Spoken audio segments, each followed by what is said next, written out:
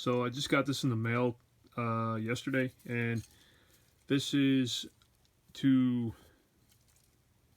well, basically my door panels in my 2007 Ford Ranger on the top toward the outside, but even just on the very top too. What I mean toward the outside, so the top of the door panel kind of wraps around and toward the window glass, and it's gotten very like dry and faded, but it's still intact and it still looks pretty good. But I wanted to try to like fix the color on it because it's faded and it's kind of very dry looking. So I got this stuff recently. I also when I painted the wood grain on my dash and I painted some of the black trim on my dash, I got a little bit of overspray. So I want to take this, probably either tape everything off and leave a little opening that I can like mist this stuff onto, or take this with a little brush and like dab it on. Now this stuff, I got to do a little more research on it. I don't know if I need to prep it with a specific thing or not, even though it probably tells me right in front of my face right now. But I'm not reading, so I'm not reading, I'm making a video.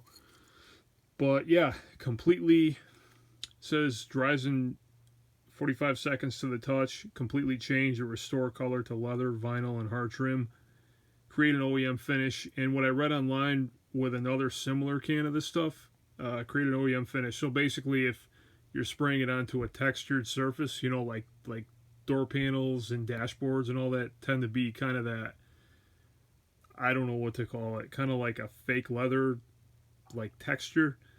It's supposed to not like fill it in, it's supposed to not change it. It's supposed, like if you took regular spray paint and went over something like that, it would kind of just blotch it out and just probably kind of look like the cap, pretty smooth, maybe a little bit of texture, but you would lose that pattern. Won't crack or peel.